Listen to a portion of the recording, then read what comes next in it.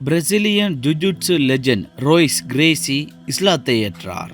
இஸ்ரேலுக்கு சப்போர்ட் செய்து சோசியல் மீடியாவில் பதிவு போட்ட அவர் இஸ்லாத்தை ஏற்றுக்கொண்டது எல்லோரையும் பிரமிப்பிலும் ஆச்சரியத்திலும் மூழ்கடித்தது.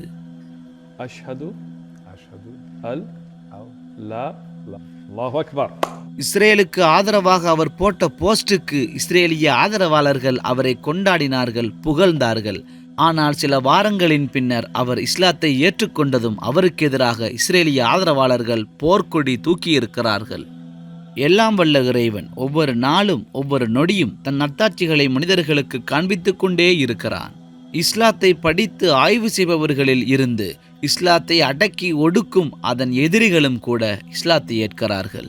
நபிகளார் காலத்தில் நபிகளாரை கொல்ல வந்த உமர் அலி அவர்கள் இஸ்லாத்தை ஏற்றது போல இன்றும் இஸ்லாத்தின் எதிரிகள் இஸ்லாத்தை ஏற்றுக்கொண்டிருக்கிறார்கள். யார் இந்த ரோய்ஸ் கிரேசி? ஏன் இவர் இஸ்லாத்தை ஏற்றார்? ரோய்ஸ் கிரேசி உலக புகழ் பெற்ற குத்துச்சண்டை வீரர். UFC the ultimate fighting championship எனப்படக்கூடிய குத்துச்சண்டை போட்டியில் முதலில் வெற்றி ஈட்டிய முக்கியமான நபர்களுள் ஒருவர். 2003 UFCயினுடைய ஹால் ஆஃப் ஃபேமில் முதலில் உள்ளடக்கப்பட்ட முக்கிய நபர். எந்த அளவுக்கென்றால் அமெரிக்காவில் மிக்ஸ்ட் மார்ஷியல் ஆர்ட்டின் வளர்ச்சியை இவரையும் இவரது குடும்பமும் இல்லாமல் நினைத்து கூட பார்க்க முடியாது. UFC-யில் மட்டுமல்ல, எந்த ஒரு குத்துச்சண்டையை தொடரக்கூடிய ஒரு ஃபேனுக்கும் இவரை பற்றி தெரியாமல் இருக்காது. இவர் பல வகையான குத்துச்சண்டை டெக்னிக்ஸை கற்றறிந்த போதிலும் இஸ்ரேலால் உருவாக்கப்பட்டு இன்றும் இஸ்ரேலிய இராணுவத்தால் பயன்படுத்தி வரப்படும் கிராவ் மெகாவ் என்ற குத்துச்சண்டை முறையின் மீது மிகுந்த மரியாதையும் அன்பும் வைத்திருக்கிறார். இந்த கிராவ் மெகாவை பயன்படுத்தி இன்றும் இஸ்ரேலிய சாதாரண இராணுவங்களுக்கும் ஸ்பெஷல் ஃபோர்ஸுக்கும் ட்ரைனிங் கொடுக்கப்படுகிறது. ரோய்ஸ் கிரேசியும் கூட அவருடைய பல குத்துச்சண்டை டெக்னிக்ஸை இஸ்ரேலிய இராணுவத்திற்கு பழக்க பல முறை இஸ்ரேலுக்கு சென்றிருக்கிறார். அது மட்டுமல்ல, இஸ்ரேலிய மிலிட்ரி இண்டஸ்ட்ரியினுடைய இராணுவ தளபாடங்களை ப்ரமோட் செய்ய விளம்பரப்படுத்த அதற்காக பல முறை இவர் பேசியிருக்கிறார். 2015 கூட இவர் இந்த நிறுவனத்தின் பிரீமியம் ஸ்மால் கலிபர் தோட்டாக்களை விளம்பரம் செய்து பேசியிருக்கிறார். அதில் அவர் அந்த தோட்டாக்களை தானும் பயன்படுத்துவதாகவும் அந்த மிலிட்டரி நிறுவனத்திற்கு தான் சப்போர்ட் செய்வதாகவும் கூறினார். அவர் இஸ்ரேலிய ஸ்பெஷல் ஃபோர்ஸை ட்ரெயின் பண்ணியது மட்டுமல்லாது புதிதாக இஸ்ரேல் இராணுவத்தில் இணையக்கூடிய வாலிபர்களுக்கும் ட்ரைனிங் கொடுத்திருக்கிறார். அதாவது பாலஸ்தீனிய குழந்தைகளை அடித்து துவம்சம் செய்வார்களே, இந்த இராணுவ வீரர்களுக்குத்தான் அவர் பயிற்சி அளித்தவர். மேலும் இஸ்ரேலிய பிரதமரான பெஞ்சமின் நெத்தன்யாகுவை அவருடைய பார்லிமெண்டில் வைத்து சந்தித்து வரப்போகும் குத்துச்சண்டை போட்டிகளில் 2 இஸ்ரேலிய குத்துச்சண்டை வீரர்களை சேர்ப்பது பற்றி கலந்துரையாடியிருக்கிறார்.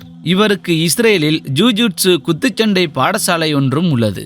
இப்படி இஸ்ரேலியர்களோடும் இஸ்ரேலோடும் நெருக்கமான ஒரு உறவை வைத்துக்கொண்டு கடந்த அக்டோபர் தாக்குதலில் இஸ்ரேலுக்காக சப்போர்ட் செய்தவர்தான் இவர்.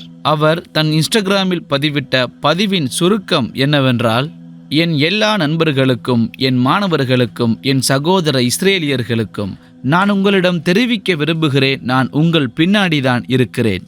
இந்த நேரங்களில் தீவிரவாதத்திற்கு எதிராக உங்கள் பக்கத்தில் நிற்பதை நான் பெருமிதம் கொள்கிறேன். இந்த போஸ்டை அவர் இன்ஸ்டாகிராமில் பதிவிட்டதன் பின்னர் இஸ்ரேலிய ஆதரவாளர்களோ அவரை போற்றி புகழ்ந்தார்கள். ஆனால் பலஸ்தீனை ஆதரிக்கக்கூடியவர்கள் அவரை எதிர்த்து கேள்வி கேட்டார்கள், அவருடைய கருத்தை விமர்சித்தார்கள். எனவே அவரும் பலஸ்தீனிய மக்களின் பக்கத்தை ஒரு பொதுவான இடத்தில் இருந்து பார்த்தார். அதை அவர் ஆழமாக ஆராய்ந்தார். அவர் பலஸ்தீனிய மக்களிடம் சென்று பேசியதாகவும் கூறப்படுகிறது. இப்படித்தான் அவருடைய இஸ்லாத்திற்கான பயணம் ஆரம்பமானது. இஸ்லாத்தை அவர் கொஞ்சம் கொஞ்சமாக புரிந்து கொண்டதும் முஸ்லிம்கள் அவரை கண்ணியமாக நடத்திய முறையும் அவரை இஸ்லாத்தில் ஆழமாக செல்ல வைத்தது. அண்மையில் தீன் ஷோவை நடத்தக்கூடிய சகோதரர் எட்டி ரோய்ஸ் கிரேசியுடன் ஒரு மீட்டிங்கை ஏற்படுத்தியிருந்தார். அதில் சகோதரர் உஸ்மான் பாருக் அவரும் வந்திருந்தார். Guys, we got some amazing news for you. We're in front of the Dean Center, and look who's here. Sheikh Uthman came in the house. So this was, and we also for a have, long time, people said that this is we have a major surprise coming up. Legend Royce Gracie here with us at the Dean Center with Sheikh Uthman. Assalamu alaikum, Sheikh. Assalamu alaikum. Assalamu alaikum. Amazing news coming up, guys. Stay tuned. நம்முடைய முஸ்லிம் சகோதரர்கள் Royce கிரேசியை நடத்திய விதம் அவரின் உள்ளத்தை கடுமையாக பாதித்தது. இஸ்லாத்தை பற்றி தவறாக புரிந்து கொண்டிருந்த அவரின் ஒவ்வொரு கருத்துக்களும் கொஞ்சம் கொஞ்சமாக மறைய ஆரம்பித்தது. இறுதியில் அவர் இஸ்லாத்தை ஏற்றுக்கொண்டார். நீங்கள் இறைவன் ஒருவன்தான் என்று நம்புகிறீர்கள். அதை வெளிப்படையாக சொல்வதில் எந்த பிரச்சனையும் இல்லையே. ஆப்ரஹாம், மோசஸ், ஜீசஸ், முகமது இவர்கள் அனைவரும் இறைவனின் தூதர் என்று நம்புகிறீர்களா? நீங்கள் அவர்கள் யாரையும் வணங்குவதில்லையே. இப்போ ஷஹாதாவை சொல்லுவோம். நான் உங்களுக்கு சொல்லித் தருகிறேன்.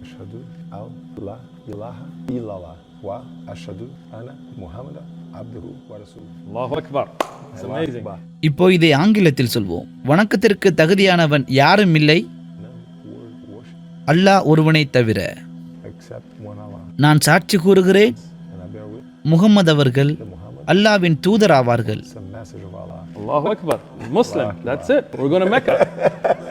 சகோதரர் ரோய்ஸ் கிரேசி அந்த நிகழ்விலே இஸ்லாத்தை பற்றி பல விடயங்களை கூறினார்.